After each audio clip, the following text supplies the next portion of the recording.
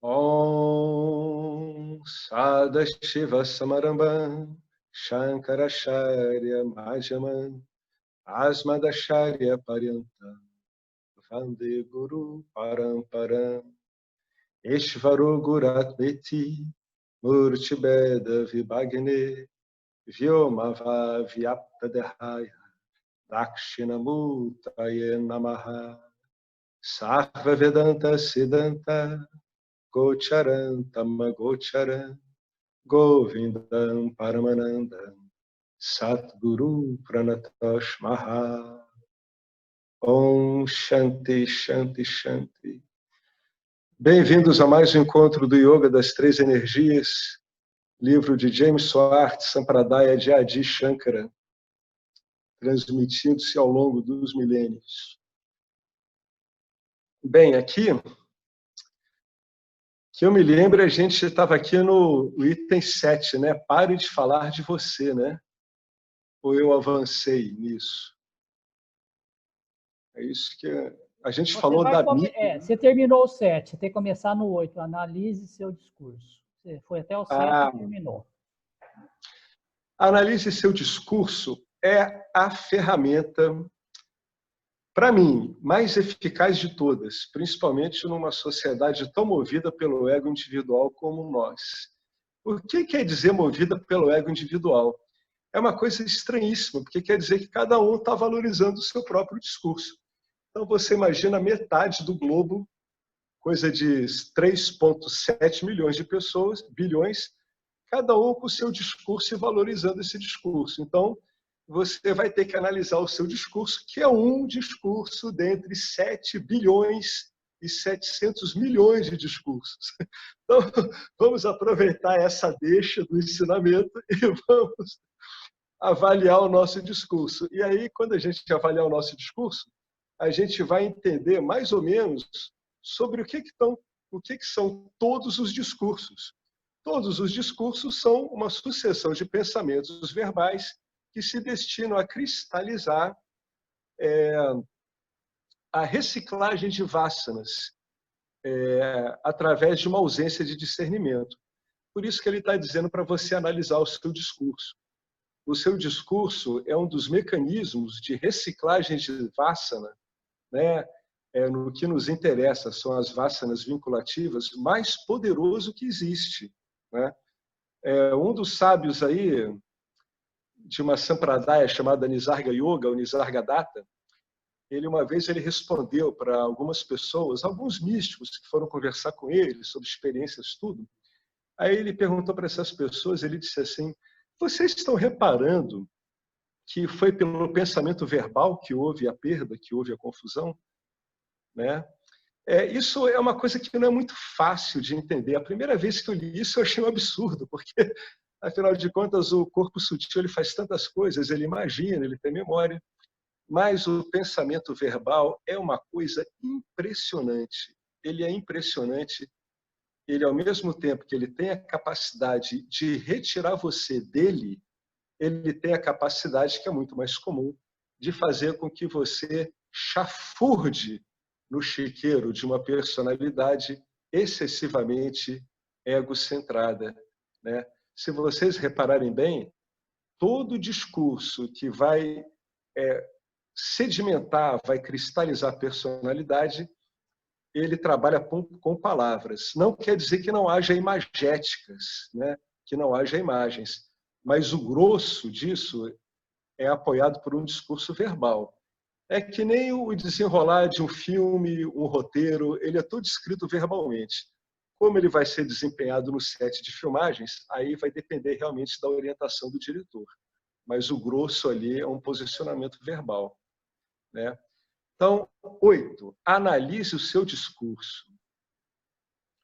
Analise os padrões de pensamento subconscientes que revelam a dualidade, que vão sempre dizer eu e o mundo, eu e Deus, eu e ele, eu e ela, eu e meu trabalho, eu e o meu corpo. Ao menos do lado de fora, todos são iluminados até começarem a falar. Assim que completa algumas frases, a ignorância começa a aparecer na forma dos significados implícitos das palavras, né? Olha, vou continuar a ler e vocês guardem isso, significados implícitos, né? A declaração "você parece bem hoje" significa, olha que coisa interessante, olha o significado implícito. Significa que você não parecia bem ontem. Vejam se não é assim. Caso contrário, o palestrante teria dito sem ambiguidade: você parece bem. Daí eu posso inferir, né? Eu estou concluindo, estou usando inferência, eu não estou direto com a experiência que causou esse acontecimento, eu estou usando um sistema de verificação de fatos. Daí eu posso inferir que a pessoa que disse isso tem sentimentos conflitantes sobre mim, já que ele ou ela identificou o meu eu com a minha aparência, da qual meu eu é livre. Muito embora analisar o que as pessoas falem para vocês é interessante, o mais interessante é você começar a analisar você mesmo dizendo: eu estou bem, eu quero isso, eu estava bem, eu não quero mais ficar daquele jeito. Repara como você está se situando numa dimensão espaço-temporal. Você está se situando num objeto que muda. Atenção, atenção. Ele era de um jeito e agora está de outro, né? O que isso quer dizer? Que eu estou identificando o meu eu com uma aparência. Por que aparência? Porque ela muda, né? Agora repara aqui, ele ou ela identificou o meu eu com minha aparência, da qual o meu eu, em letra maiúscula, é livre, né? Nunca se esqueçam que o meu eu, em letra maiúscula, é onde o meu eu transitório acontece, né? Sem o meu eu em letra maiúscula, o meu eu transitório, ele simplesmente não tem como existir, né? Da mesma forma, o corpo causal, fonte da autoignorância, porque ele é o receptáculo das vassanas recalcitradas, né? das vassanas cristalizadas, enrijecidas, a expressa a cada hora do dia. Olha que coisa interessante. Por exemplo, se você disser: eu acho que o presidente é um tolo, o que pode ou não ser a verdade, dependendo da sua definição de tolice, você está, na verdade, dizendo que o ser pleno pensa. Gente, cuidado com isso. Você está dizendo que o ser pleno pensa. Não é assim. O ser pleno é uma consciência sem ação e não tem mente ou sentidos. É uma consciência sem ação que permite que a mente ou sentidos sejam vivificados. Mente ou sentidos são objetos. Então, o que você está atribuindo ao ser pleno? Uma faculdade que é exercida através de um objeto vivificado, que é a mente. Então, como é que o ser pleno vai se encarregar de falar coisas sobre aspectos estritamente relacionados à mítia? Como é que a gente chama isso em Vedanta? Isso é uma sobreposição, né? Você está confundindo duas ordens de realidade. Você está atribuindo ao ser pleno, que pertence à ordem de realidade de Satya, vamos, por concessão, falar assim por enquanto, você está atribuindo ao ser pleno uma característica de Mithya, que é pensar. Então, como a gente chama isso? Uma sobreposição de Mithya em Satya. As sobreposições de Mithya em Satya personalizam o ser pleno e estão na base de todas as adorações e cultos que nós vemos pela história da humanidade afora. Alguém compreendeu bem isso? Quando você atribui ao ser pleno uma característica inerente aos objetos de Satya, que é uma sobreposição de Mithya em Satya, desculpem, é uma sobreposição de Mithya em Satya. Quando o indivíduo se declara uma consciência iluminada ao qual todos devem obedecer, o que ele está fazendo? Ele está egoificando a consciência. ele está tomando a consciência que é sem limites e sem personalidade como uma personalidade. E qual a personalidade? Ele, é óbvio, porque as pessoas que agem assim querem um monte de seguidores.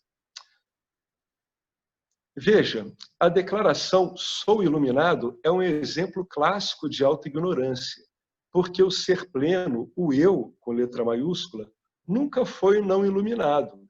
Ele sempre conhece a si mesmo sem esforço. Eu vou só interromper aqui para fazer um comentário que ele tem a ver com algumas coisas que a gente ouve em alguns modos de apontamento que tratam exclusivamente de sati, né? Esses apontamentos, muitas vezes, dizem que o esclarecimento, esse, por exemplo, que nós estamos tendo, ele se destina ao ser pleno. Por que eles têm que afirmar isso? Porque eles tomam Mithya como absolutamente não existente, como quando nós sabemos que Mithya é relativamente existente. Então, quando o investigador faz isso, quando ele está ensinando isso para as pessoas, ele vai ter que inventar alguém que vai receber o conhecimento, né? Entretanto, é um absurdo você dizer que o ser pleno ele precisa ser esclarecido do que ele é. Como é que você elimina essa dúvida? Perguntando para você mesmo. Será que eu existo? Será que eu sei que eu existo?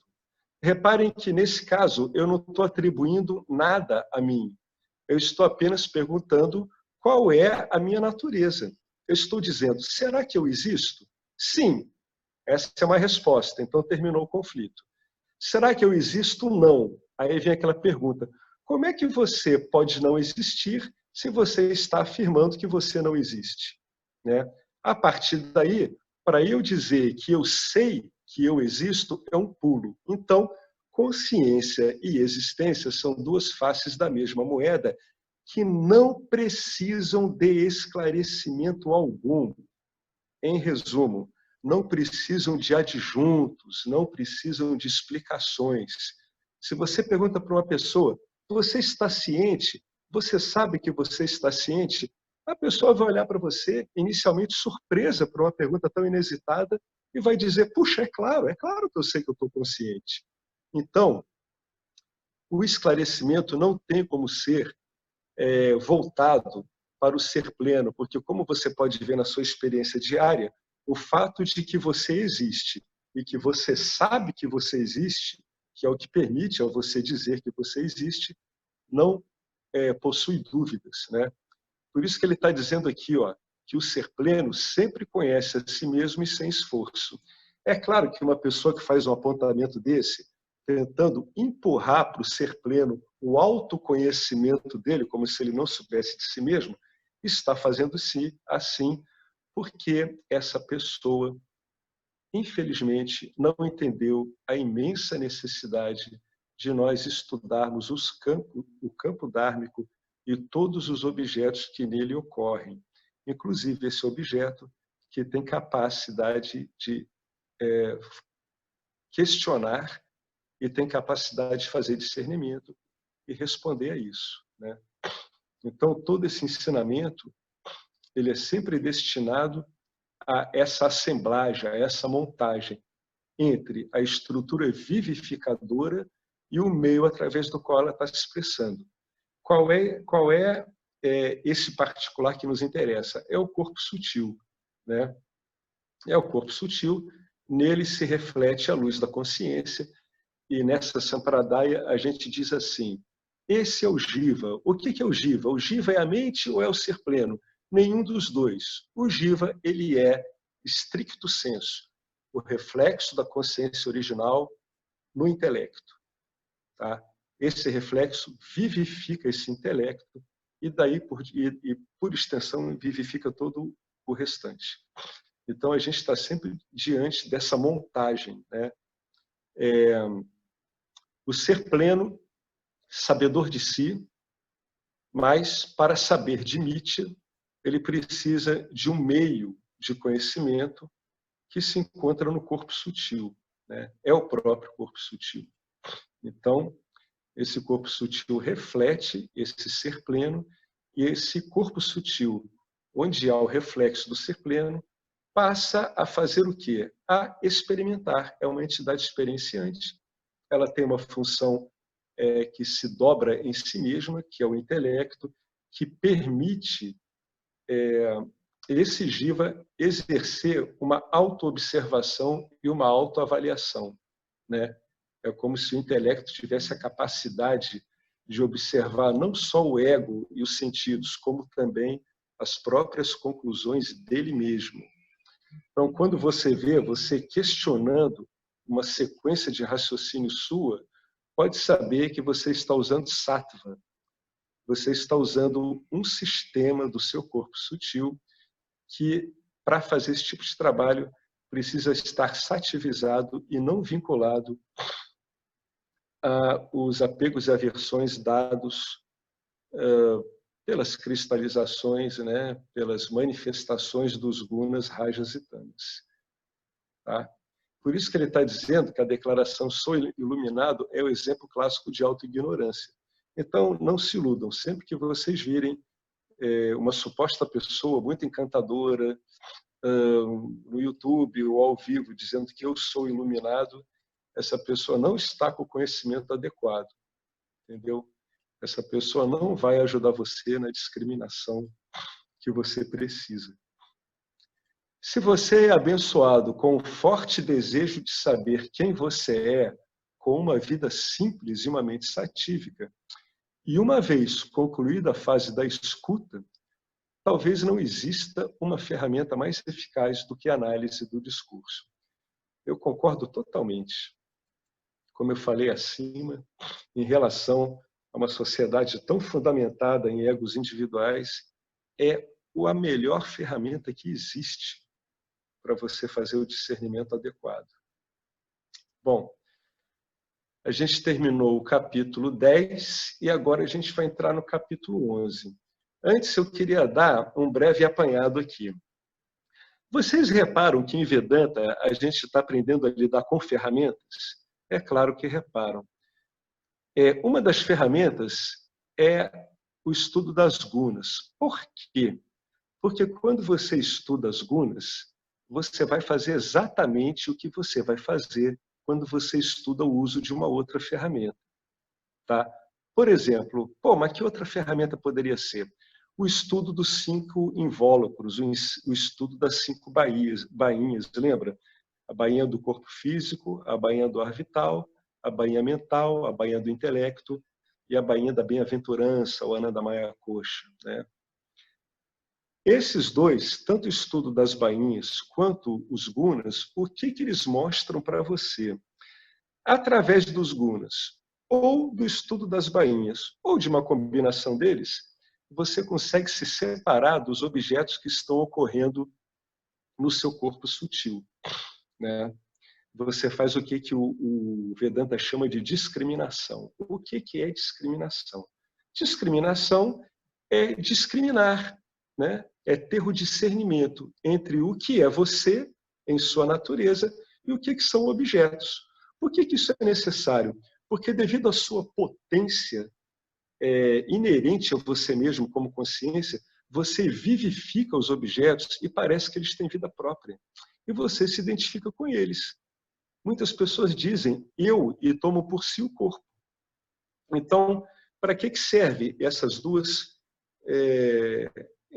ferramentas que a gente está usando? No caso, a gente está usando os gunas, né? Então, a gente consegue relacionar os objetos aos gunas.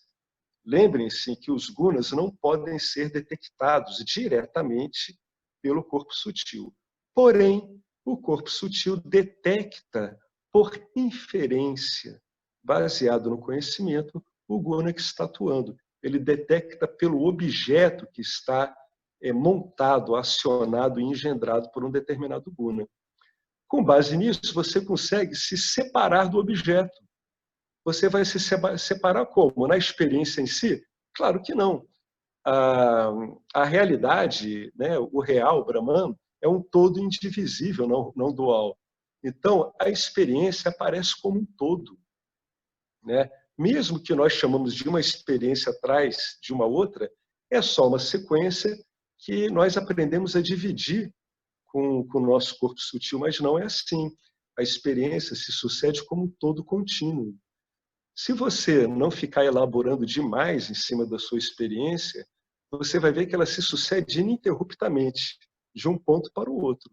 As interrupções, elas são devidas às vasanas vinculativas, que enquanto você está tendo uma experiência, o seu corpo sutil fica imaginando a experiência que passou ou a experiência que virá. Quando você estiver assim, fique sabendo que você está diante de uma vassana vinculativa com um grau maior ou menor de dependência, né? Então, uma vez que a gente esteja na experiência e notando as nuances das experiências, se elas são experiências primordialmente rajásicas, tamásicas ou satívicas, nós conseguimos identificar os gunas. Como sabemos que não somos os gunas, nós conseguimos ver esses elementos da experiência através dos gunas. No caso das bainhas, a gente usa as bainhas, né?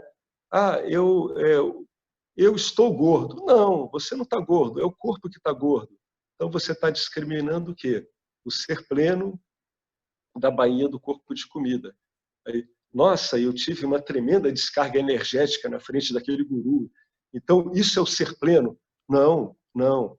Uma descarga energética faz parte da bainha do ar vital. Então, eu não sou a bainha do ar vital. Nossa, eu dormi tão bem, a minha mente ficou tão parada, eu entrei em Nirvikalpa Samadhi, eu tive um estado curioso, alterado, onde tudo parecia bem, e eu não experienciava nada, mas tudo era ótimo. Isso deve ser o ser pleno? Não.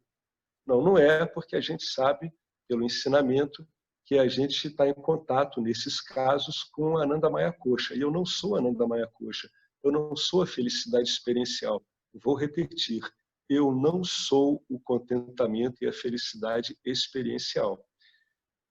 Então, como a gente está chegando assim já no capítulo 11 dos Gunas, eu queria fazer esse realce para mostrar que o que está sendo colocado na nossa mão aqui é o uso de uma ferramenta. No caso dessa ferramenta dos Gunas, eu tenho que apanhar qualquer experiência e tentar entender qual Guna que está atuando através delas. Se eu souber o Guna, eu sei como me situar. No caso dos invólucros, eu preciso ver se eu estou identificado com algum invólucro, né, com alguma bainha. E, finalmente, tem o Karma Yoga. O Karma Yoga, ele é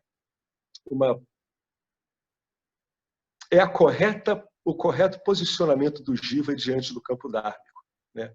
É o modo como a sua entidade transitória trafega no campo dármico, né? O uso recorrente do Karma Yoga vai retirar a sua atitude egocentrada, porque você vai ver que o seu ego não tem uma colocação no centro do campo dármico, e vai preparar você para você parar de procurar aguardar expectativas de resultados. Ou seja, quando você agir, você não vai mais agir tendo em vista uma expectativa de receber um resultado. Você vai saber que isso não depende de você e isso vai liberar sua atenção espontaneamente para a qualidade da ação na qual o Jiva está envolvido.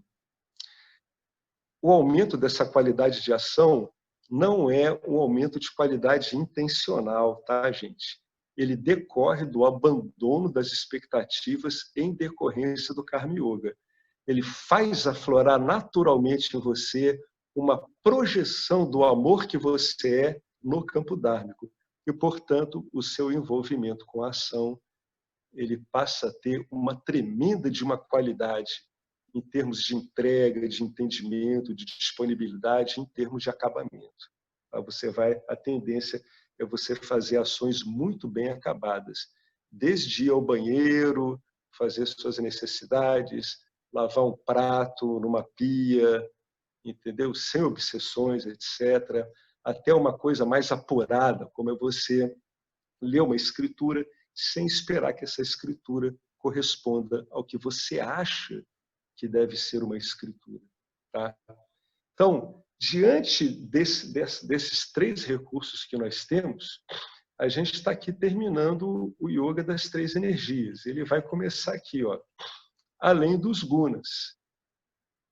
O que ele quer dizer com além dos gunas? Além dos gunas é quando o ser pleno ele não está mais se identificando com os gunas através desse procedimento, né? Que é avaliar os objetos que aparecem no seu corpo sutil através do conhecimento dos gunas, né? Além dos gunas.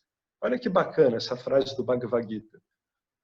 Quando o sujeito não vê outro fazedor que não os gunas e sabe que ele é diferente deles, ele é livre. Bhagavad Gita.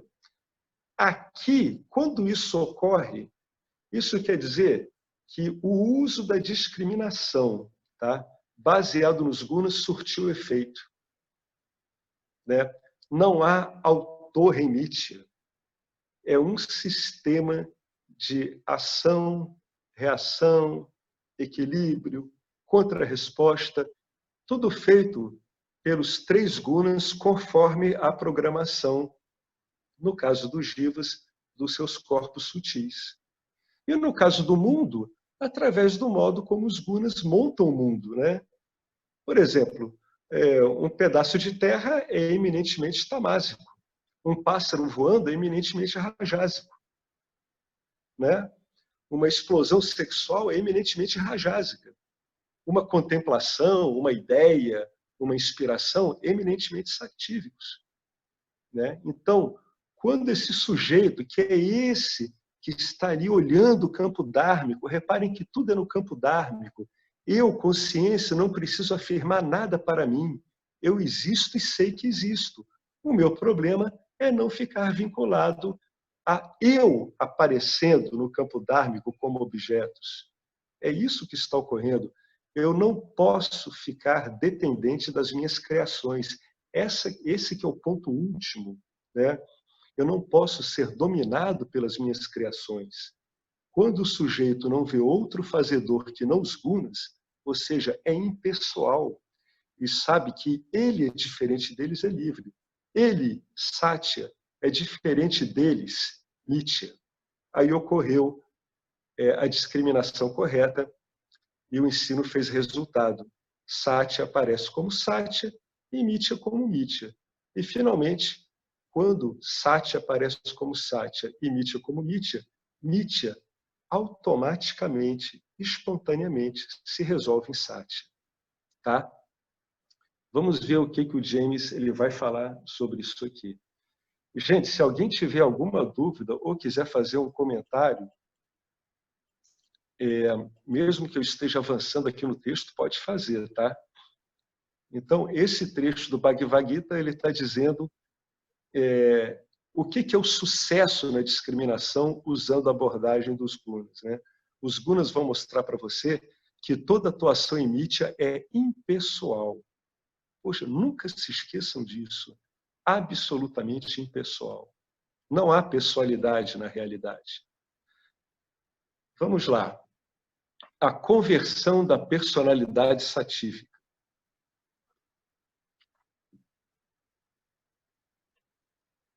A gente pode até dizer que ele começa aqui com pressuposto. Sempre tem que partir disso, porque os Upanishads dizem isso. Dizem que a realidade é não dual. Então, se a realidade é não dual, e somente não dual, como preconizam os Upanishads, não há mundo, não há objetos em si, não há objetos em existência absoluta. E, se não há mundo, não há pessoas. E se não há pessoas, não há pessoas livres. Eu sugiro vocês contemplarem, e eu também, seguidamente sobre essa frase. Se a realidade é somente não dual, não há mundo. E se não há mundo, não há pessoas. E se não há pessoas, não tem como existir pessoas livres. E nem pessoas vinculadas. A realidade é não dual, conforme os Upanishads, mas a não dualidade é peculiar no sentido de que existem 2 ordens, Satya e Mithya. Vejam, Satya e Mithya são 2 ordens de uma realidade não dual. Olha a delicadeza da frase. Eu estou usando 2 palavras, mas no fundo eu estou dizendo que elas se resolvem, tá, num ambiente, num significado que não há dualidade. Tá? Satya e Mithya é só para você aprender a discriminar entre você e objetos. E os objetos são você aparecendo em Mithya. Tá? No alvorecer do autoconhecimento, a dimensão aparentemente real, onde as pessoas existem, não se desmaterializa para nunca mais ser vista novamente. Né? O mundo não vai desaparecer. Se isso acontecesse, não haveria pessoas iluminadas, porque não haveria nenhuma dimensão para elas habitarem. Assim, a pessoa e seu corpo não experimentam nenhuma mudança quando você sabe quem você é. E é um fato que não atrai muitos para o Vedanta, porque a maioria das pessoas se une à multidão espiritual. Por quê? Porque elas querem ser pessoas diferentes. Egos espirituais, vinculados a objetos sutis, extremamente sutis. Se você quiser ser uma pessoa diferente, administre os seus gunas. Você pode ser praticamente qualquer coisa que queira na dimensão de Mithya, se compreender os gunas e como eles funcionam. E, claro, se você fizer ações apropriadas ao seu objetivo. Se você quiser ser um verdadeiro demônio e entrar na lista dos mais procurados do FBI, cultive o máximo de rajas e tamas que for humanamente possível. E as suas chances de sucesso são altas. Você vai ser um criminoso de muito sucesso. Se você quiser ser uma pessoa inteligente, gentil e generosa, cultive sattva, e isso vai torná-lo um santo. A maioria das pessoas boas se contentaria com a santidade, porque, em geral, gostam de si mesmos. E todo mundo gosta, em maior ou menor grau, delas. Os santos são altamente evoluídos, mas não são jivas totalmente puros. Não são necessariamente puros. Tá? Por quê? Porque, antes de tudo, antes de serem conhecedores de si mesmo, são santos. Pô, mas o santo é um atributo tão bonito. Pois é, mas é um atributo. É uma característica, é um definidor. Se é um definidor, é o quê? É um limitador. Você não é ilimitado? Então, por melhor que seja o seu limitador, você passa a ser limitado. Um jiva, um indivíduo, é sempre uma mistura de características positivas e negativas, porque os jivas existem na dualidade. Para eu falar de jiva, eu tenho que entender sujeito e objeto. Mas é claro que um jiva auto-investigante, ele vai descobrir que não há sujeito e objeto, e, portanto, ele para de se ver como jiva, embora ele atue no mundo como jiva. Olha que bacana, né? Em Roma, como os romanos, né? Para que criar confusão, né? Vamos levar uma vida tranquila, né? Vamos deixar as pessoas que não têm interesse no autoconhecimento na boa, deixa elas viverem a vida delas. Os gunas sabem o que fazem. Então, os santos têm problemas, porque eles estão com vínculo. O ser pleno é totalmente puro, mas o ser pleno não é um jiva.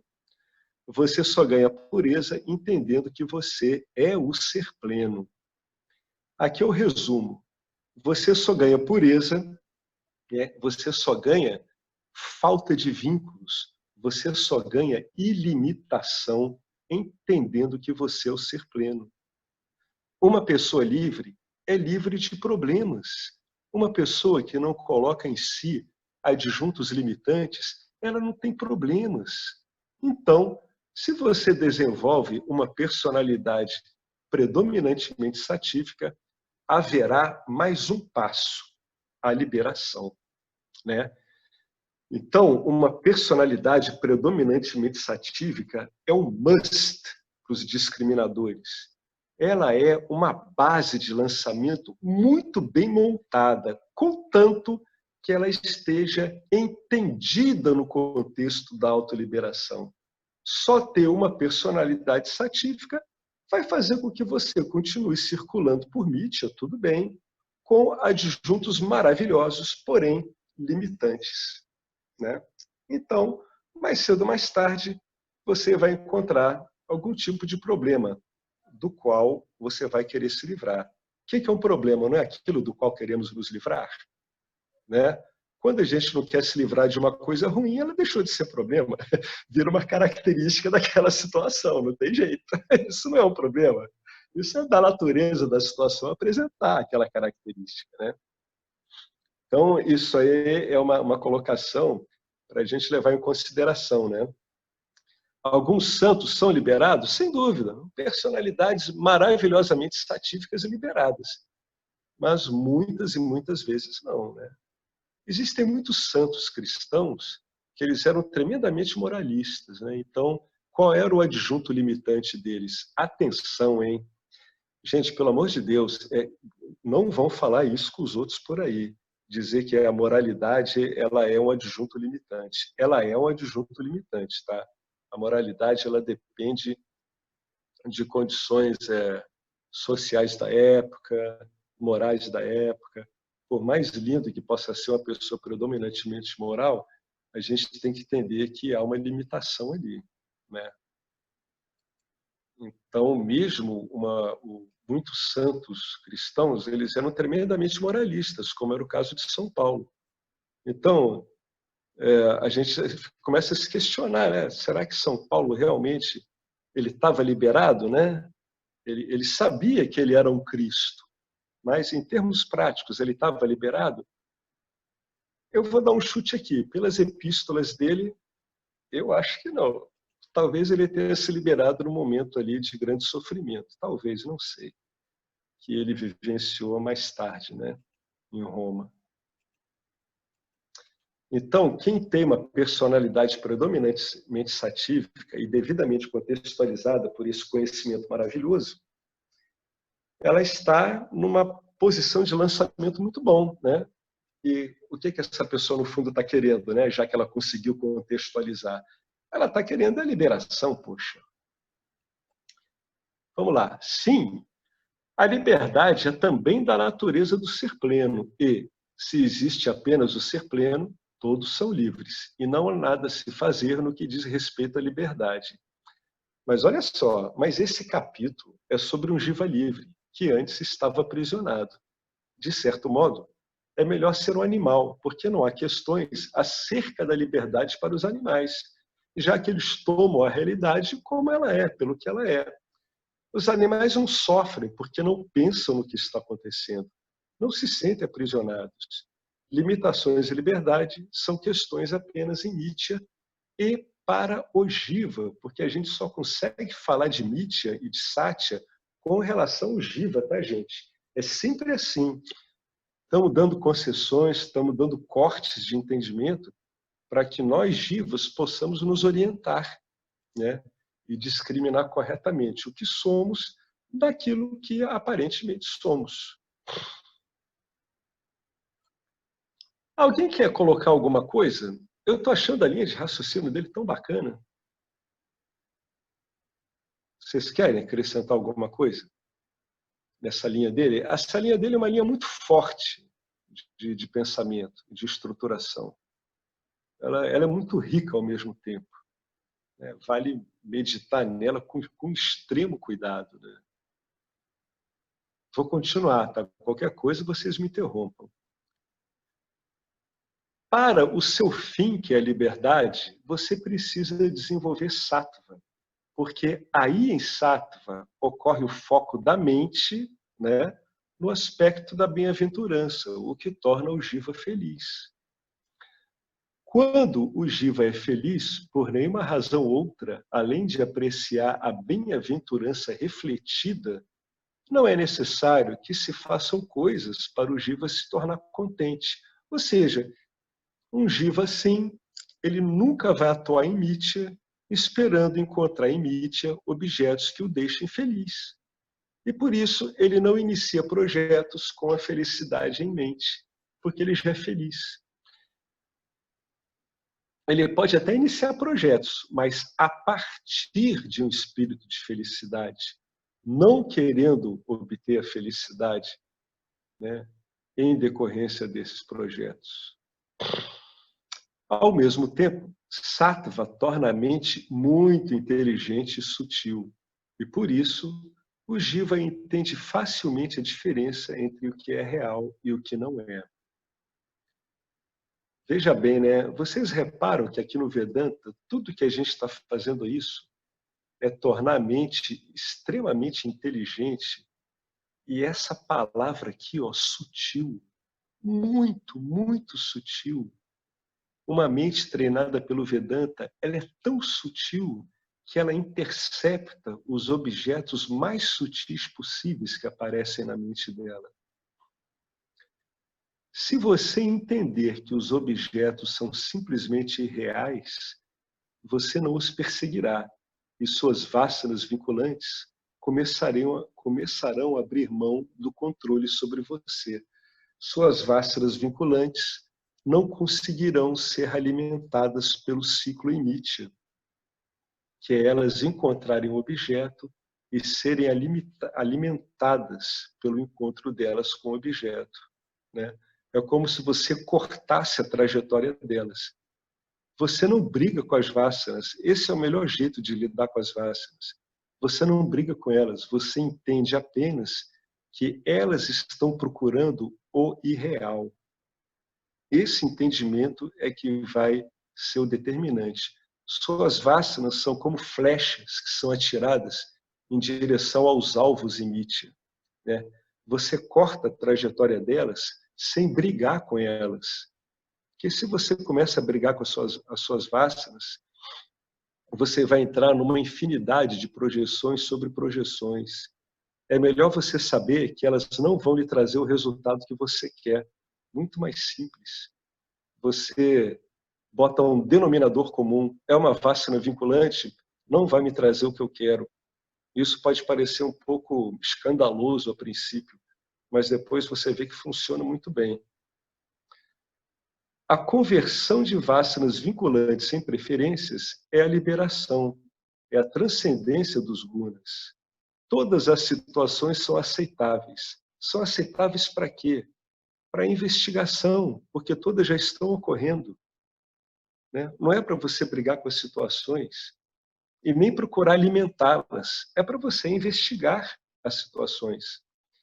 As situações da vida não são boas, ou seja, eu não quero retê-las, e nem são ruins, eu não quero afastá-las. Elas apenas são o que são. E, porque o ser pleno é bem-aventurança, a vida, com todas as suas alegrias e tristezas, é um constante entretenimento do tipo, e daí? É aquele filme que você gosta muito, você vai ver, às vezes o filme te deixa feliz, outra vez triste, e daí é um filme, né? O que não vai impedir você de apreciar esse filme e apreciar muito, né? Ciente do que você é, pode ter certeza que você vai apreciar esse filme de montão, por mais bobo que pareça. O corpo, a mente e o intelecto nunca se tornam uma consciência sempre livre. O corpo, a mente e o intelecto são objetos. O corpo, a mente e o intelecto são você aparecendo modulados como objeto, através da densificação dos elementos permitida por Maya. Se lembram das aulas lá do Pantikarana, do professor Arlindo? É você. Se você olhar uma parede, é você. Se você olhar a lua, é você também. Se você olhar um monte de estrume, é você. Se você olhar uma estuprada e o estuprador, ambos são você. E aquela experiência terrível é você também. E assim também com as experiências lindas, né? Nunca entenda os objetos como não sendo você. Eles são você. Através de Maya, eles viram você, eles viram objetos. Através de Maya, você pode aparecer como objetos, sem perder nada de você mesmo. Apenas as proporções relativas dos gunas podem ser alteradas. Você tem uma margem de ação, mas ela é limitada. Então, a única maneira de mudar as coisas está em uma mudança radical na sua compreensão da matéria. Lembra quando Krishna diz para Arjuna, né, O conhecimento é aquele que revela o conhecedor do campo e o campo dármico. Então, a sua compreensão da matéria é, em última instância, o campo dármico.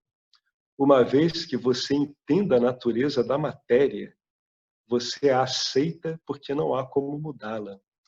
O seu equipamento, como Swami Chinmaya o chamava, é um instrumento em constante mudança e declínio. Só um momentinho. O seu equipamento, como Swami Chinmayananda o chamava, é um instrumento em constante mudança e declínio. Então, você aprende a se destacar e a se desidentificar dele. Você vê as mudanças do seu equipamento. Você não pode fazer isso até entender os ensinamentos de Ishvara, porque esses ensinamentos deixam claro que Ishvara é que causa ação. Dito de um outro modo, esses ensinamentos deixam claro que as 3 gunas causam ação. Dito de outro modo, esses ensinamentos deixam claro que o corpo causal macrocósmico, mediante Maya, está causando a ação. 3 modos de falar a mesma coisa. Onde você vê Ishvara, onde você vê os 3 gunas, onde você vê o corpo macrocósmico causal e as associações com Maya, que é o que permite que a consciência apareça como objetos sem ela perder nada de si, é o que causa ação, né? O ensinamento dos gunas é o ensinamento sobre Ishvara Maya, porque Ishvara é os 3 gunas. Só que você agora está olhando isso pelo enfoque dos 3 gunas. Lembra o que a gente falou ali, quando a gente começou o capítulo 11? É um instrumento que você tem. Os 3 gunas não são ensinamentos sobre consciência, o sujeito. Você não precisa ser ensinado sobre o que você é. Isso é simples. Não tem como você ser ensinado sobre o que você é. Você é e ponto final. Os 3 gunas, os 5 koshas, a atitude do Karma Yoga, o Dharma Yoga, são todos ensinamentos sobre Prakriti, a matéria. O conhecimento transfere sua identidade para a consciência, a qual ela pertence. E o ensino sobre Ishvara torna simples para você entregar a posse e o controle a Ishvara, que, na verdade, a posse e o controle pertencem a Ishvara, não é? Caso você tenha alguma dúvida, a última frase, em português claro e simples, significa que você não possui nada. Você não controla nada. E não ama nada fora o ser pleno, que é o que você é, ainda que ninguém seja excluído do seu amor, porque todos são você. Ou seja, a sua visão de objetos que podem existir por si mesmos é uma mera projeção, é o que a gente chama de ignorância. Esse que é o suprassumo do resumo da ignorância. O que é ignorância? Ignorância é ver os objetos como existindo por si mesmos. Esse é o grande resumo dessa história, né? Aqui tem a imensa clareza da tremenda necessidade dos ensinamentos de Ishvara.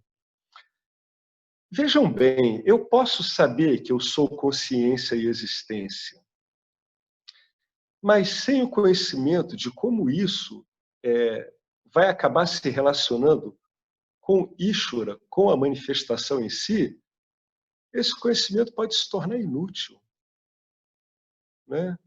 Existem pessoas que têm esse conhecimento e acham insuportável viver, quando, na verdade, se o conhecimento de que são consciência e existência fosse aplicado corretamente sobre Nietzsche, o viver para elas ia ser algo contente, né? Vivendo os dissabores, mas sempre com contentamento no fundo, né?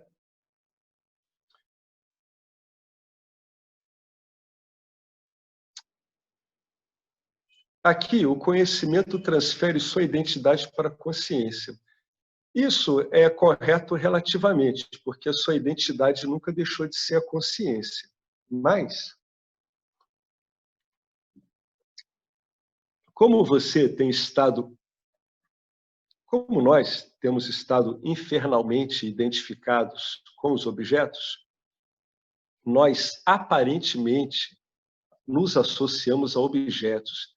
É um outro modo de eu dizer que eu estou identificado com objetos. É dizer que eu estou associado a eles, né? Então, o que o conhecimento faz? Ele tira esse jogo que está de cabeça para baixo e bota ele do jeito certo. Ele diz assim, não, você não é esses objetos, você é a consciência que está achando que está associado com eles. Por isso que ele diz que transfere sua identidade para a consciência. Na verdade, o conhecimento faz com que você reconheça o óbvio, que nunca mudou, que a sua identidade é a consciência, desculpa. Um outro parágrafo. Uma pessoa livre aceita completamente a lei do karma. É claro, ela não está identificada com os 3 gunas. Por que ela vai ficar brigando com a lei do karma? Ela sabe que o que acontece tem a ver completamente com os fatores no campo do Dharma e com o impulso de suas ações passadas. E não quer que nada seja diferente do que é. Ou, se, como ocorre comigo ainda, quer que algo seja diferente do que é, acaba vendo isso como uma tremenda de uma fantasia, né? Porque é uma fantasia mesmo, né? E por trás da fantasia tem o quê? Qual é o guna atrás das fantasias? Quem é que responde? Amas. Amas, isso, né? Se eu estou fantasiando que eu não quero algo que está ocorrendo como agora, eu estou um embotado. Eu estou completamente cheio de bolor, né?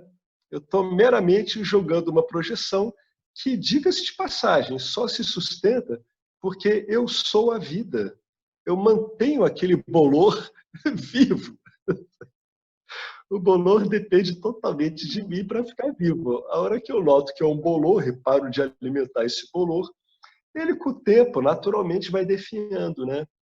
Como vocês veem, uma coisa muito bacana que eu vejo nesse conhecimento é que você não se detém nos objetos em si.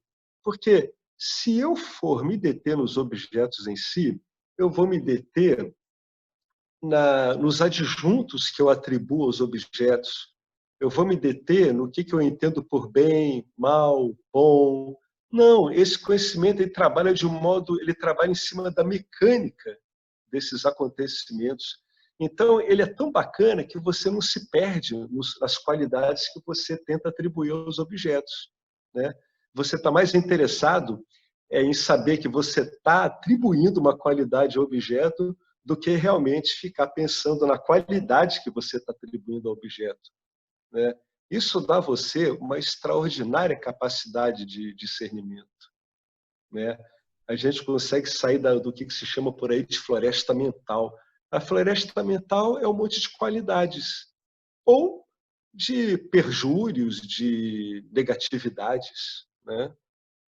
A hora que a gente aprende puramente como entrar nisso, você sabe onde é que a gente vê um exemplo desse? O que é um labirinto?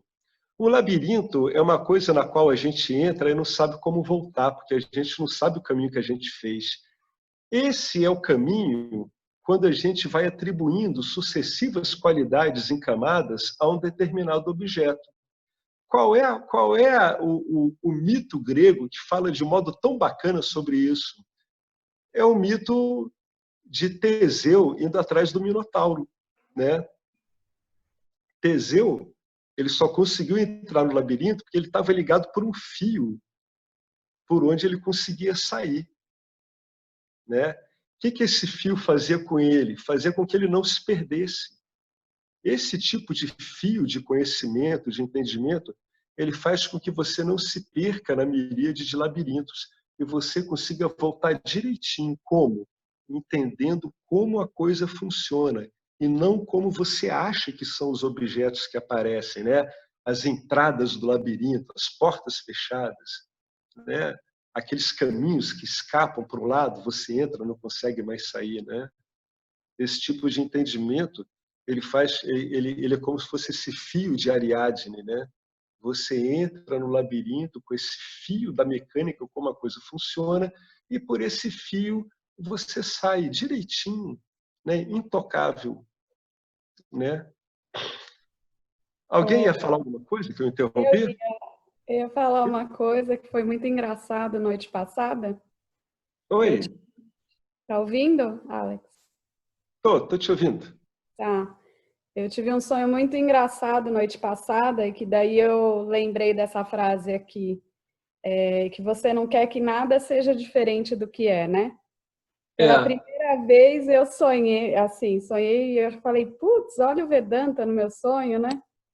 Eu sonhei que eu estava num navio, eu tinha caído no navio, sei lá por quê. Eu e uma outra pessoa ficamos em alto mar. E aí a pessoa estava desesperada, falou, aqui tem tubarão, aqui tem tubarão. E eu falei, bom, se tem tubarão ou se não tem tubarão, não faz diferença.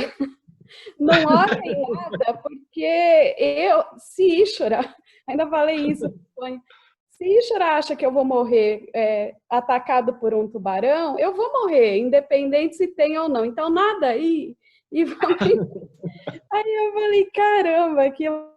Mas aí você leu essa frase e eu lembrei do sonho, assim, que eu fiquei pensando, né? Não adianta, nada vai ser diferente, né? Com a fantasia que a gente faz. Nada vai ser diferente do que é, não tem como. Não tem como. Esse tipo de sonho é muito bacana, né? Que ele está mostrando como é que estão as suas projeções. E elas estão bem vedânticas mesmo, né? É isso aí mesmo, é bacana isso, né? Porque no sonho a gente não tem freio, né? O que está aparecendo no ambiente onírico é como está o nosso corpo sutil. Então, nesse ponto, é interessante dar uma olhada nos sonhos, né? Sem ficar, assim, tentando encontrar muito significado, né? Mas esse, como apareceu aí, para você está ótimo, é isso aí mesmo. Quer dizer que está tendo um efeito no corpo sutil mesmo, né? O que ele está projetando no ambiente onírico é conhecimento. Olha que bacana. Né? Show, né? Show mesmo, bacana, muito bom isso. Vamos ver aqui. O que vem a seguir é uma lista, sem hierarquia determinada. Ou seja, uma coisa não é melhor do que a outra. E do que é essa lista? É uma lista de qualidades de uma pessoa livre em termos de ação, gente, conhecimento e amor. Tá? Então, sempre que a gente olhar essa lista, a gente primeiro vai olhar esses 3 itens, ação, conhecimento e amor. Aí a gente vai ver como é que entra essa lista. Mas o parâmetro que ele está usando é esse, está vendo? Ação, conhecimento e amor. Como é que isso colore a ação, como é que isso colore o conhecimento na experiência e o que tem isso a ver com amor, né? Se você puder marcar todos os itens, você é livre. Lá veio o James com essas coisas bem americanas, né? Embora a presença de um benefício implique a presença dos outros, né? Provavelmente. Não se destina à avaliação de outros. Nunca, nunca o Vedanta se destina à sua avaliação de outras pessoas. Nunca. Por quê? Mas eu vou terminar a frase, depois eu vou fazer a pergunta de novo. Mas apenas para o seu autoconhecimento. Ninguém sabe o que outra pessoa sabe. Nossa, graças a Deus. Isso me lembrou uma história em quadrinho que eu li quando eu tinha uns 6 anos de idade, que eu aprendi a ler com história em quadrinho. Nessa história em quadrinho, uma das pessoas, ela fazia uma prece, uma oração, que ela queria saber o que as outras pensavam. Nossa, depois de metade da história em quadrinho, a vida do cara tinha virado um inferno. E tudo que ele queria era que aquela oração fosse jogada no lixo e ele jamais soubesse o que as pessoas estavam pensando. Nunca me esqueci dessa história, nunca, nunca, nunca, nunca. Né? Então, graças a Deus, ninguém sabe o que outra pessoa sabe, né? Ninguém sabe o que outra pessoa está pensando, ainda bem, seria um transtorno. Por que a gente nunca pode avaliar os outros pelo Vedanta? Essa lista não se destina à avaliação de outros, mas apenas para o autoconhecimento, só para você mesmo. Por que a gente nunca consegue, no fundo, avaliar o outro? Sabe por quê? Porque o outro é mais uma projeção sua. Quando eu estou olhando aqui a Estela e estou fazendo considerações sobre a estela, imagéticas ou verbais, eu, na verdade, estou apenas olhando para o que eu estou projetando sobre a estela. Quando eu estou olhando o Júnior ou a Betânia, também, o Açaí também. Independentemente de eu conhecer essas pessoas pessoalmente ou não, o outro, ele é puramente, em termos de autoconhecimento, mais uma projeção minha. Ele é mais um objeto, ele é mais um pensamento que ocorre no meu corpo sutil, ao qual a gente vai atribuindo características boas, ruins, neutras. Por isso que ele está dizendo que essas listas, essas avaliações do Vedanta, nunca se destinam à avaliação de outros. Porque se a gente for falar de modo muito estrito e radical, o outro não existe. A única coisa que existe em você é um pensamento sobre o outro. Só isso. Você nunca tem como apreender o outro, do mesmo jeito que você não tem como apreender objeto nenhum na sua mente. Você está sempre só com um conjunto de pensamentos, só isso. Por isso que qualquer ferramenta dessa do Vedanta, ela só tem utilidade em você por você mesmo. Por quê? Porque o que a gente está, no fundo, vendo aqui é estudo e familiarização com minhas projeções egóicas. É isso que a gente está vendo aqui, em última instância, né? E só quem pode ver as suas projeções é você mesmo. Eu, por exemplo, não consigo ver as projeções da Betânia. Isso é impossível. Talvez Ishvara saiba das projeções da Betânia, porque, no fundo, são as projeções dele. Mas eu nunca vou conseguir fazer isso com a Sarri, com Miranda ou com a Estela. Nunca. Isso é impossível. Então, por que é tudo voltado para o autoconhecimento? Porque só você é capaz de se debruçar sobre as suas próprias projeções sutis, as suas próprias projeções que são feitas no corpo sutil. Só você tem como sabê-las, né? É por isso que o Ramana Maharishi, mesmo sendo apontador direto e praticamente não ensinando nada de Vedanta, ele dizia que você tinha que arregaçar mangas e que o guru não pode ver por você. Olha que bacana o que ele está dizendo. Não adianta achar que você vai receber bênção de guru, porque só quem sabe das suas projeções sutis é você, cara. E só você tem como lidar com elas. Independentemente se sejam projeções agradáveis, desagradáveis, ou se você pensa assim, caramba, que sacanagem, né? Vamos levar em conta que é isso mesmo, que tem reencarnação. Esse cara que viveu antes de mim me deixou aqui um maior legado de chiqueiro mesmo, que bagunça. Cara, não importa. Na boa, o problema é seu.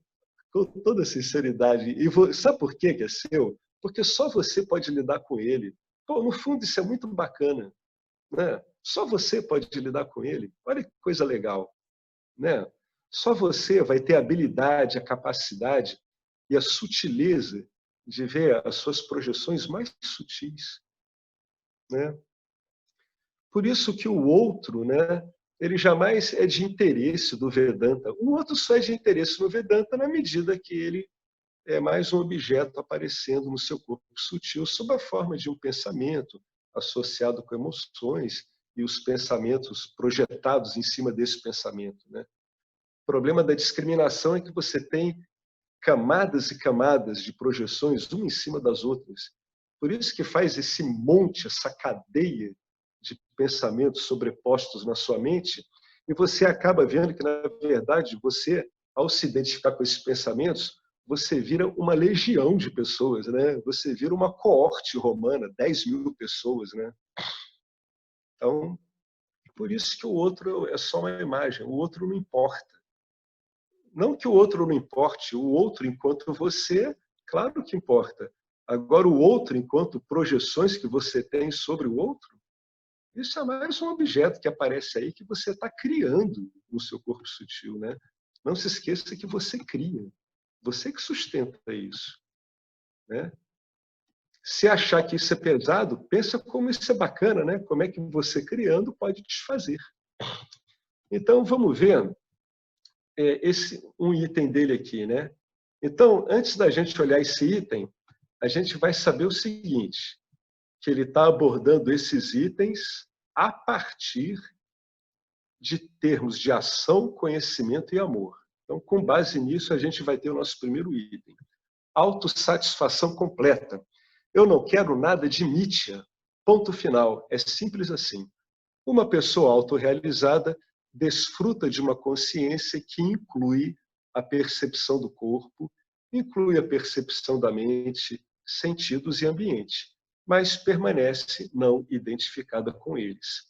O conhecimento eu sou existência, consciência ilimitada foi totalmente assimilado experiencialmente, tá, gente? É um conhecimento que ele vai estar sempre ali junto com qualquer situação experiencial.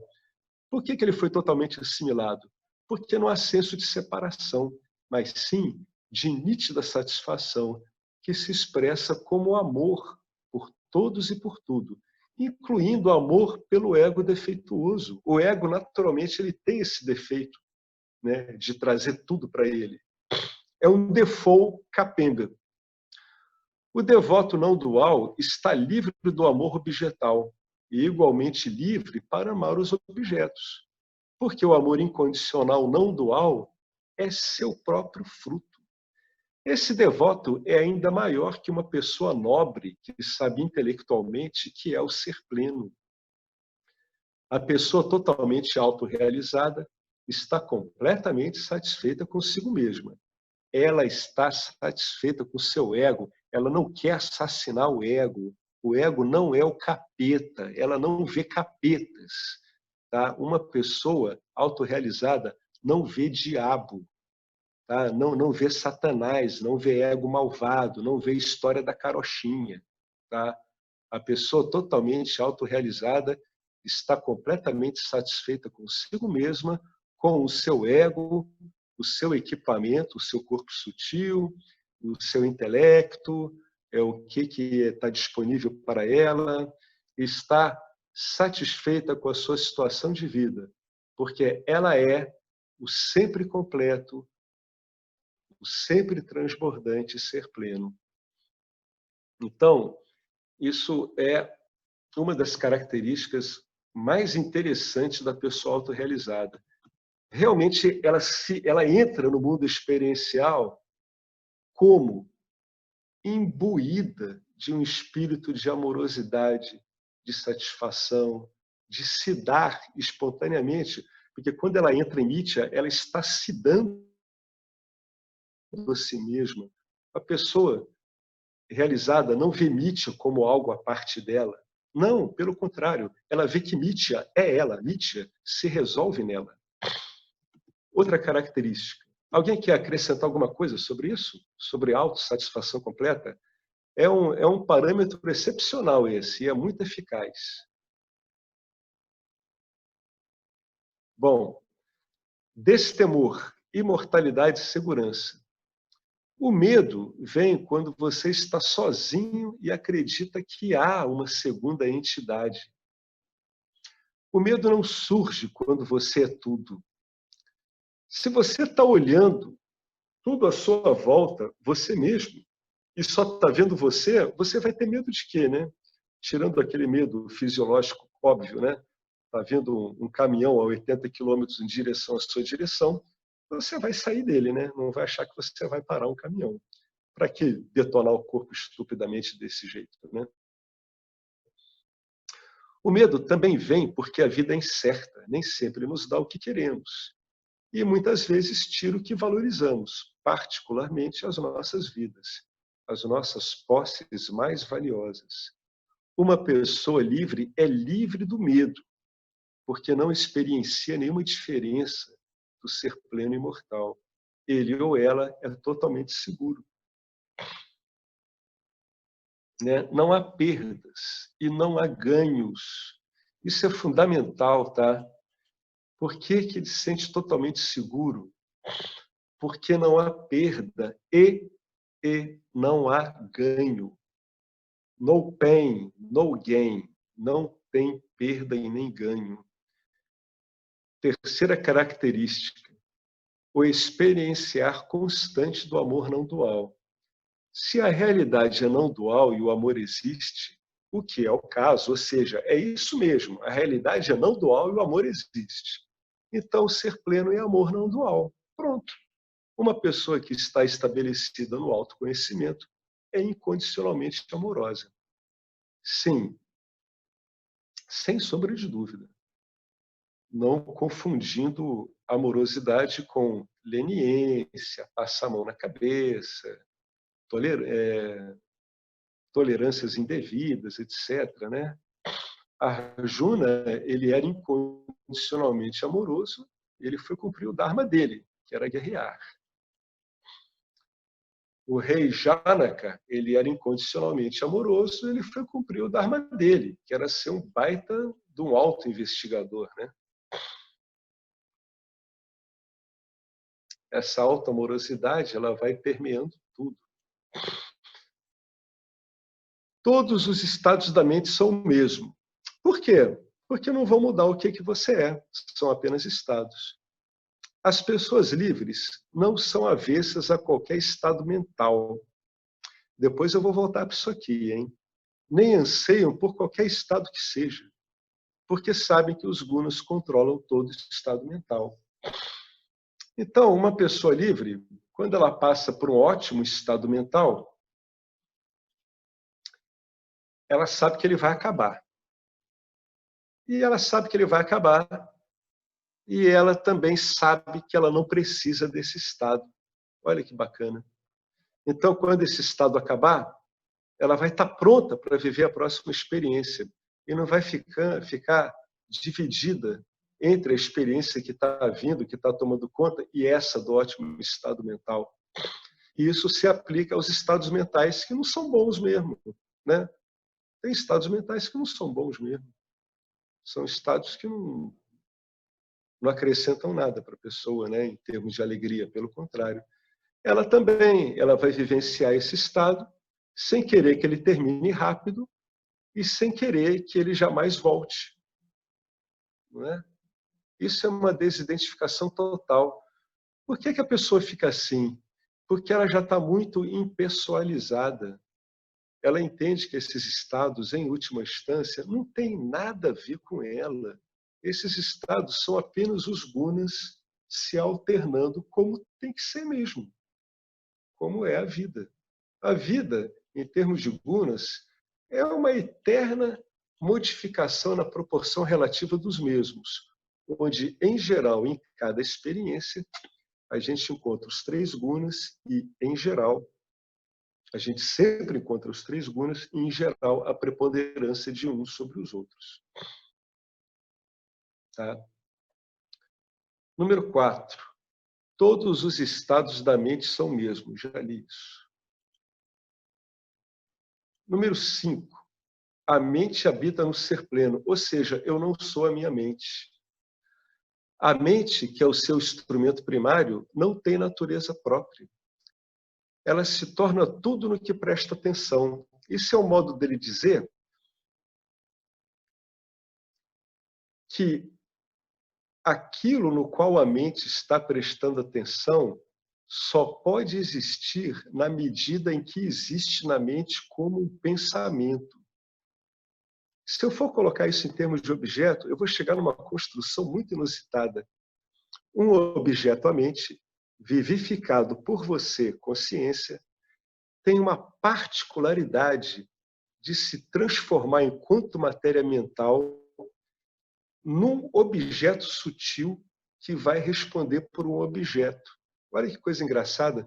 Você nunca está vendo um objeto mesmo, você está sempre vendo um pensamento que tem a ver com o objeto que você acha que está vendo. Você está vendo o seu pensamento. Você pode brincar com objetos. Você pode pegar um copo e achar que você está vendo o copo. Não. Você está vendo uma face do copo. A outra escapou de você. Você gira o copo e está vendo outra face. Aí você diz, mas eu vi a outra face. Sim, mas aí já não é o que você está vendo, é meramente uma memória. Né? Então, a mente tem essa capacidade incrível dela ser ocupada, é como se ela tomasse a forma de um pensamento, vamos usar assim, vamos usar essa palavra, que representa o objeto que ela está olhando. Né? A mente tem essa particularidade. Então, aonde ela está prestando atenção, vem um objeto sutil, que é um pensamento, responder pelo objeto que ela está olhando. Mas ela nunca está vendo realmente o objeto como ele é. Ela está vendo cortes o tempo todo. E esses cortes são representados pelos pensamentos, nos quais ela se molda. Se você estiver prestando atenção a uma emoção, por exemplo, a mente se torna emocional e fica vagueando. Olha que bacana, né? Se eu estou prestando atenção numa emoção, eu fico emotivo. Sou eu que fico emotivo ou é a mente que fica emotivo? Olha a discriminação funcionando aí. Eu sei que é a mente, porque quem responde pelas emoções é a bainha mental. Olha que legal, né? E eu não sou a bainha mental, né? Se eu estou envolvido com uma decisão, né, é o meu intelecto que está envolvido com essa decisão. Ele se transformou naquela decisão. Aquela decisão não sou eu não sou meu intelecto, né? Se o conhecimento segura a mente no ser pleno, essa é a parte mais bacana. Ela experimenta uma felicidade constante. Está aí o macete. Permanecendo sem esforço, focada no ser pleno, porque o ser pleno é amor imortal e sabe que o amor em Nietzsche é um pálido reflexo da realidade, né? Então, olha o que ele escreveu. Quem é que segura o foco da mente no ser pleno, de modo que ela responda por um reflexo do ser pleno muito apurado, né? E o que esse reflexo muito apurado vai dar? Ele vai dar uma bem-aventurança que vai estar subliminar a tudo que é experiência, né? Qualquer que seja a experiência, né? Quem é que faz isso? É uma técnica, né? É uma experiência?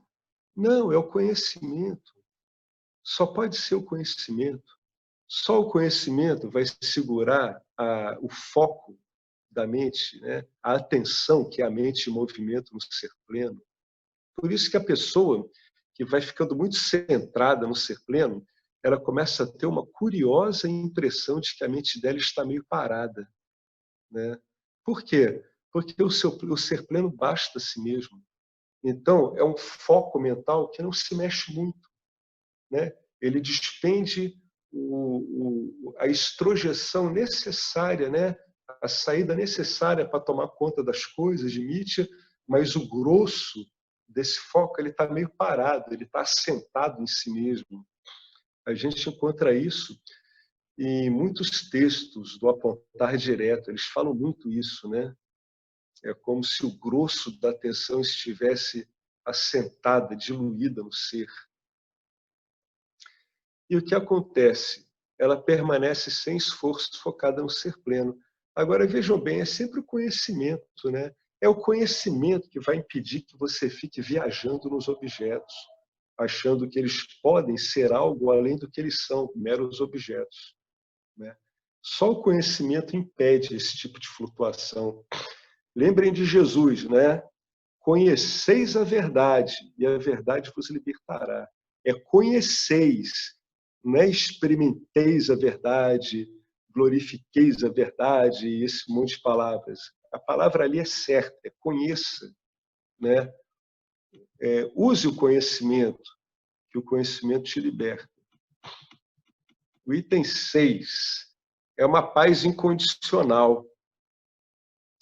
A mente, o instrumento primário, é o recipiente dos pensamentos, né? Ou seja, quando você está falando de pensamento, pode ter certeza que você está acionando a mente. A mente é o instrumento por excelência onde os pensamentos funcionam. É por isso que a gente também diz, em alguns textos, que você não pode ver a mente, mas você sabe que é a mente em atuação por causa dos pensamentos, né? Olha que bacana, é tipo um conhecimento por inferência. A mente não é separada do ser pleno. Não tem como ser, não tem nada separado do ser pleno. Na verdade, tudo isso é o ser pleno aparecendo como objetos. Quer dizer, aparecendo como aparentes objetos. Portanto, a mente não vai ficar perturbada quando os pensamentos entram e saem, porque é da natureza dela receber pensamentos e ver os pensamentos saírem. O Bhagavad Gita, em 2.7, né?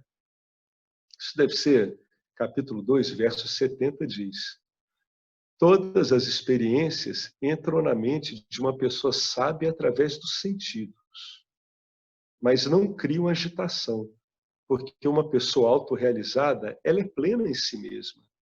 Assim como os rios que desaguam no oceano não perturbam o oceano. Sendo ela plena, ela não é uma buscadora de experiências, né? É como se a mente ela se comprazesse no puro reflexo da consciência no corpo sutil, né? Especificamente no intelecto. Então ela não busca experiências. Uma coisa é você viver experiências, o que é inerente à existência em Nietzsche. A outra é você buscar por experiências. São duas posições completamente diferentes, né?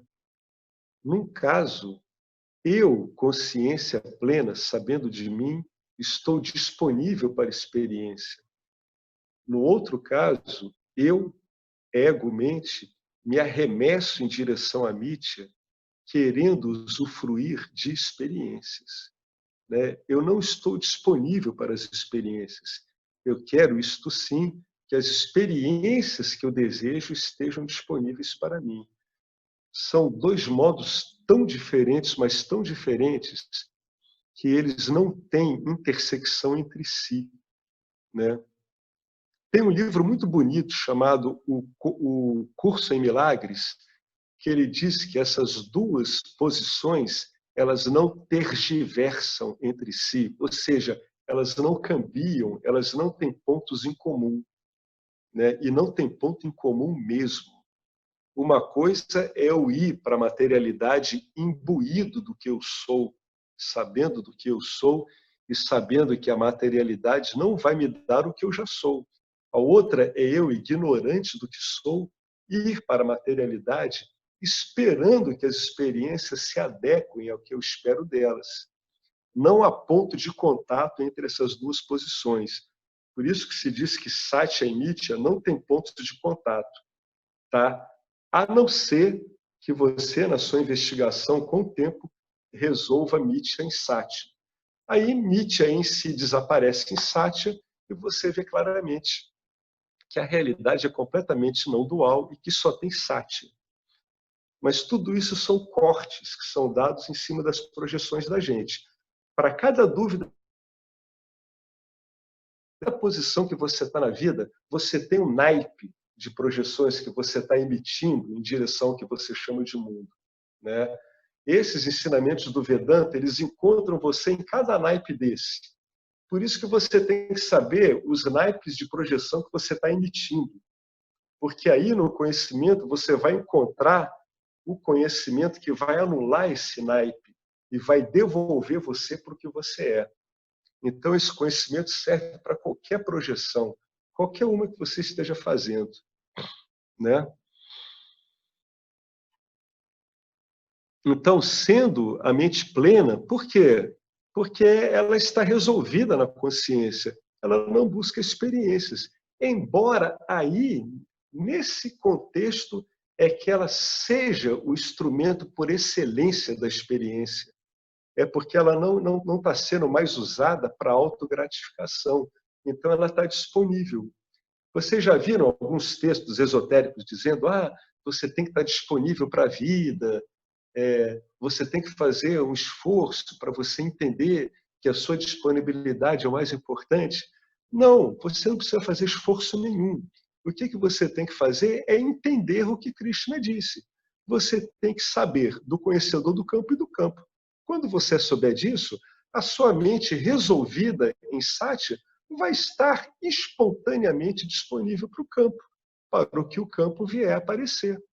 Porque é da natureza da mente ser uma experienciadora livre. O que é um experienciador livre? é um experienciador que não te vincula a nada que é experienciado. Então, uma mente livre é uma mente que não está vinculada às experiências que passam nela, né? Ela não é uma buscadora de experiências, né? Ô, Alex. Oi, quem fala? Oi. Aí é uma coisa interessante, né? Quando você chega nesse entendimento, você vê que não tem ninguém experienciando nada. As experiências acontecem. Isso. Elas acontecem pura e simplesmente. Né? Aí você chega à conclusão realmente que você nunca fez nada e que as experiências sempre aconteceram. Só que o teu intelecto vinculado ao fazedor achou que as ações estavam sendo feitas por ele. Exatamente. É o intelecto que ele está subordinado a medos e desejos. Então, quando ele trabalha de modo discricionário, ele vai trabalhar como, Ronaldo? Você já sacou isso. Ele vai trabalhar protegendo a busca por desejos e protegendo a fuga dos medos, das aversões. Agora, quando o intelecto ele vai sendo liberado disso, ele entende, por fim, que não há um fazedor. O intelecto entende que a luz que ilumina ele, que a vida dele, não é dele. É isso que fica óbvio. O intelecto entende que a mesma coisa que está fazendo tudo acontecer, que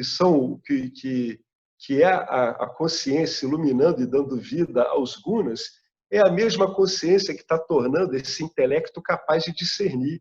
Então ele vê a mesma vida, andando pelo mundo afora, é a mesma vida que está iluminando o intelecto dele.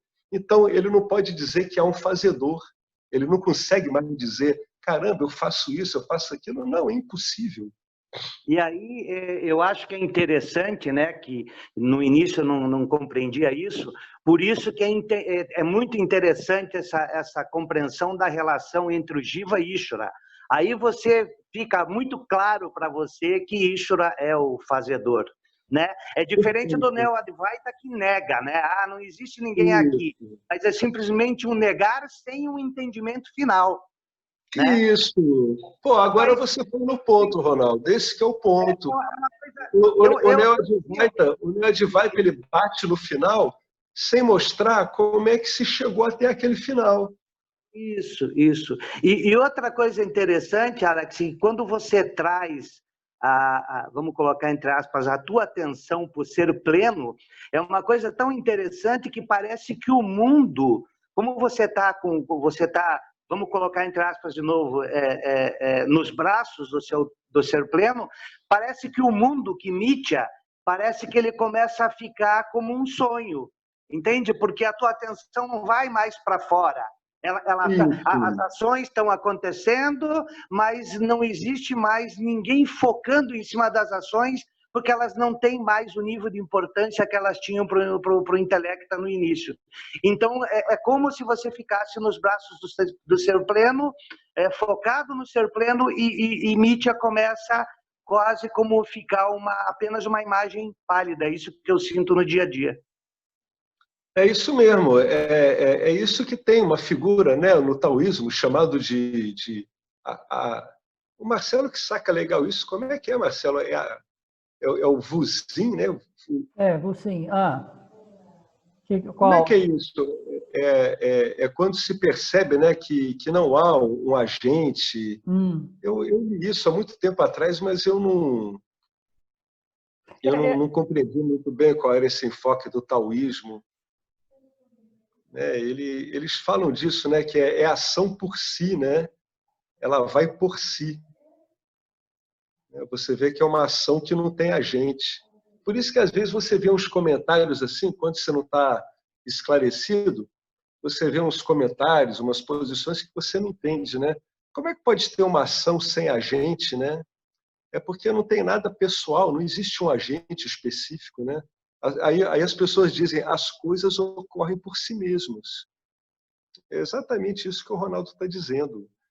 E como fica claríssimo para o Jiva de que ele basta a si mesmo, as experiências, que é o que importam a ele, que é o que ele acaba chamando de mundo, elas simplesmente correm por ele por si mesmas, elas vão ocorrendo. E, na verdade, sempre foi assim. Uma das coisas que eu fiquei mais perplexo foi quando eu vi que isso sempre havia sido assim. Eu pensei, caramba, isso sempre foi desse jeito. Então, para eu achar que não era desse jeito, eu tinha que estar fazendo uma força extraordinária. E aonde estava essa força? Estava numa sobrecarga do intelecto, tendo que trazer para o corpo sutil uma autoria que ele não tinha como ter. É por isso que uma pessoa que ela fica liberada, ela executa as ações de um modo muito mais fácil, com muito menos gasto de energia, né? Porque ela não está tentando assumir aquelas coisas que não precisam dela para ocorrer, como ação, fluxo, em última instância, entendimento. Mas, em última instância, entendimento é o nível mais delicado para a gente largar, é o entendimento. Mas o entendimento também ele é uma coisa que ocorre à revelia do Jiva. Né? E outra coisa, você entende também, veja bem, não é a negação das escolhas, mas você entende que as escolhas simplesmente acontecem. Perfeito, exatamente. Exatamente. Não há um ente deliberante, assim, em última instância, procurando uma conclusão ou uma escolha. Elas vão acontecendo naturalmente, espontaneamente.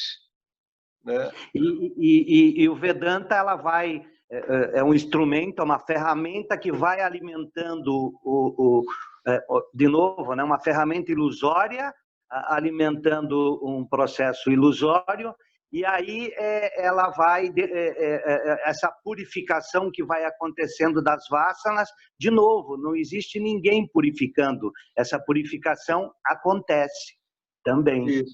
Isso. Eu diria que é uma purificação ilusória se contrapondo a ilusões. Isso, correto. Mas tudo é isso, no final tudo é isso, né? Entendimento, tudo é o interrelacionamento do próprio campo. Exatamente. Essa que é a palavra, né?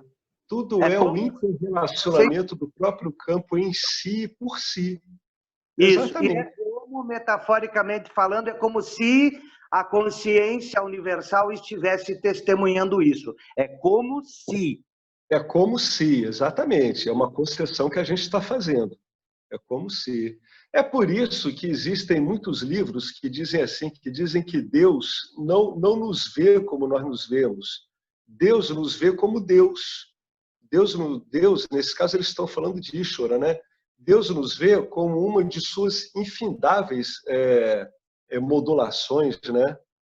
E, em última instância, por baixo dessas aparentes diferenças Jiva, Ishvara, ou mesmo dizer que Ishvara está vendo modulações, a gente tem a consciência sempre presente, que é o campo comum, onde ocorre Ishvara e aquele que vê Ishvara, né?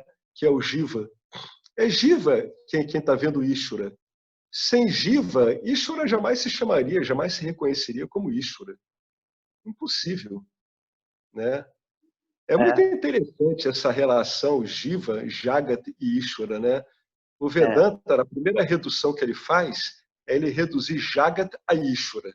Né? Então ele diz, não, isso aqui é o próprio Ishvara. Aí o toque final, intermediário ainda, em relação à consciência, é quando se entende que o Jiva é Ishvara aparecendo modulado. Então, o que acontece? O indivíduo percebe que as vasanas dele são de Ishvara. Só tem vasanas em Ishvara e por Ishvara.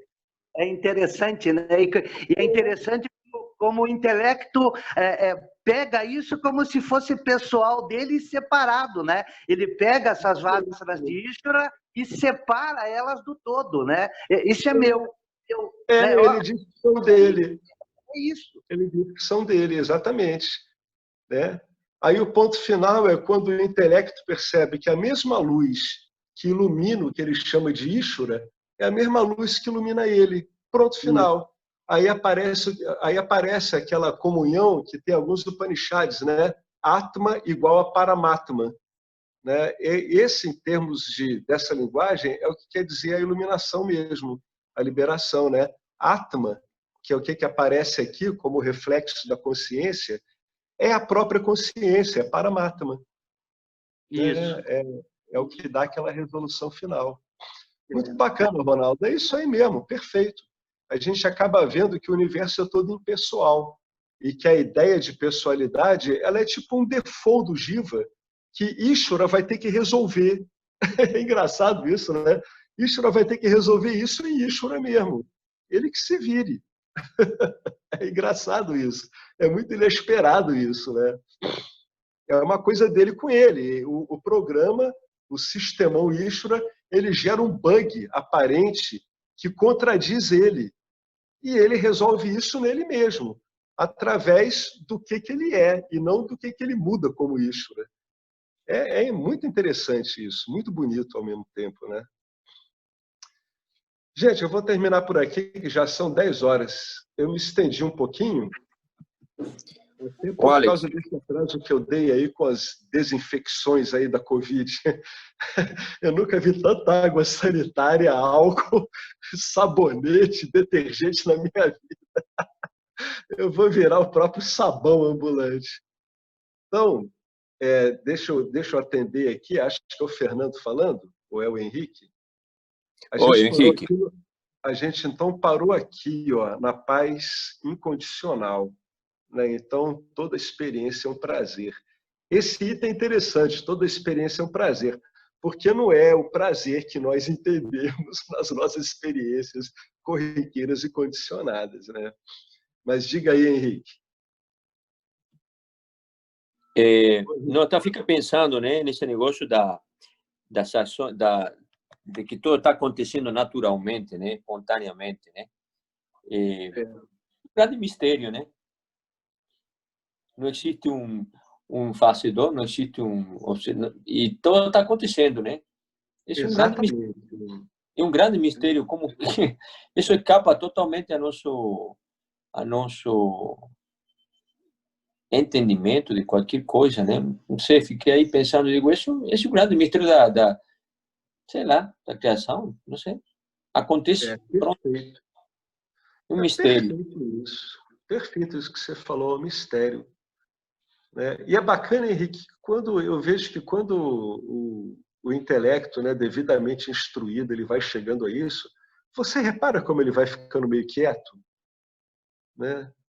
Porque ele está vendo que a coisa lá está se bastando a si mesma, ele não consegue explicar mais nada direito mesmo, e todo aquele conhecimento que ele teve foi para levar ele a esse ponto, onde ele vê que ele não precisa mais de explicação, as dúvidas acabaram, aí vai ficando esse paradão, né? Parece que tudo vai ficando meio parado, e as coisas vão se sucedendo por si mesmas. Aí, quando a gente procura falar sobre isso, né, a gente só consegue dizer assim, caramba, é um mistério, né? É óbvio que está ocorrendo, né? Mas é um mistério. É um tremendo de um mistério. Nesse sentido, aí o Vedanta cumpriu o seu papel, né, que é levar esse sistema de entendimento do Jiva, né, que é o intelecto, a um ponto desse. Quando o intelecto ele vê claramente que, por mais que ele explique, fale, ele, no fundo, não tem como entender isso, né? E, independentemente disso, tudo continua ocorrendo. Com ele, com os tais dos outros, como ele chama, com o tal do mundo, como ele chama, né? E aí vai dando essa mente calma, né? E quanto mais calma ela fica, mais ela reflete. Quanto mais ela reflete, mais contente, de um jeito tão diferente ela vai ficando, né? É isso aí mesmo, Henrique, muito bacana, viu? É isso mesmo. É um baita de um mistério se a gente quer falar, viu? Se a gente quer falar alguma coisa, eu acho que a palavra derradeira é essa, viu? Mistério e ponto final. Muito bom mesmo. Eu sei que nada sei. No fundo acaba sendo isso. E eu vou até fazer uma brincadeira com você. Você saber que você nada sabe já é saber demais, hein? Tá sabendo muito.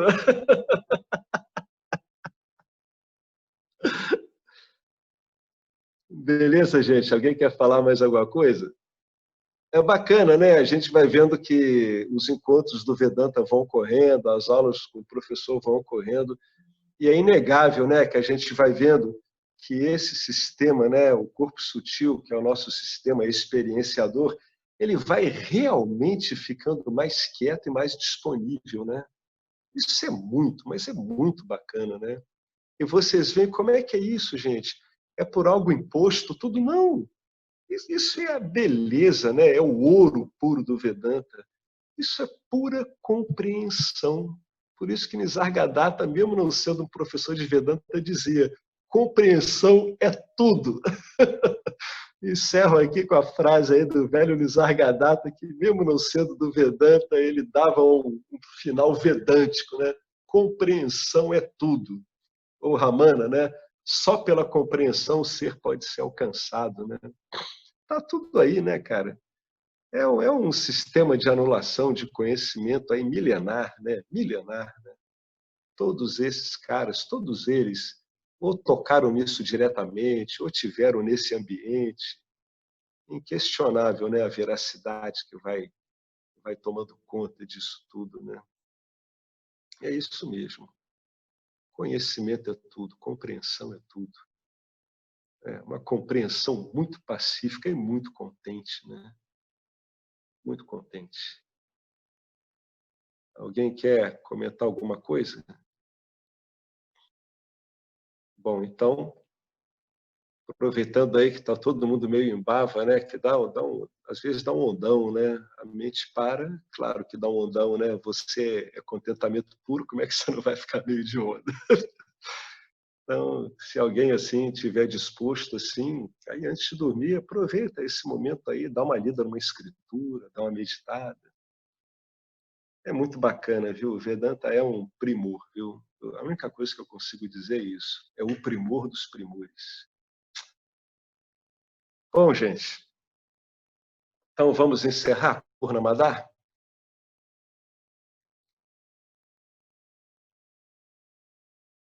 Om Purnamada Purnamida Purnamudachyate Purnasya Purnamadaya Purnameva Vasishyate.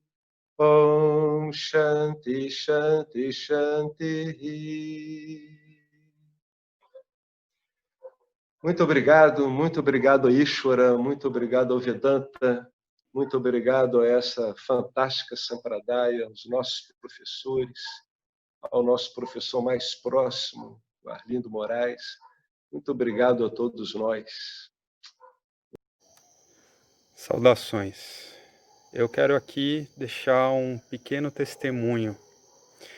Através do estudo do Vedanta, com os ensinamentos sendo esclarecidos especificamente pelo professor Arlindo Nagar, foram canceladas em mim algumas noções que eram relacionadas com a ideia que eu tinha a respeito de alcançar algo que representasse uma grande realização espiritual. Então o Vedanta fez com que, pela compreensão, a minha mente ela abandonasse o papel de buscador espiritual. E isso para mim foi um marco inicial para uma outra relação com o processo de desenvolvimento espiritual, do qual, saibamos disso bem ou mal, é um processo que fundamenta a vida de todos nós. E eu digo isso para estimular todos aqueles que chegam no Vedanta Brasil e entendem que podem se beneficiar da profunda imersão direcionada para o autoconhecimento que é promovida nesse grupo de estudos, que é um grupo que existe graças ao trabalho altruísta do professor Arlindo Nagar, suportado também pelo trabalho voluntário de pessoas que contribuem para a manutenção do grupo de diversas maneiras. E entre as várias formas de contribuir com esse trabalho, as contribuições regulares em dinheiro, elas são necessárias. Então, se você se beneficia do trabalho desenvolvido no Grupo de Estudos Vedanta Brasil, faça uma contribuição. Qualquer quantia é muito bem-vinda. As informações para transferências em dinheiro ficam disponíveis na seção avisos do nosso grupo no Facebook e serão colocadas na descrição desse vídeo aqui também. Namascaras.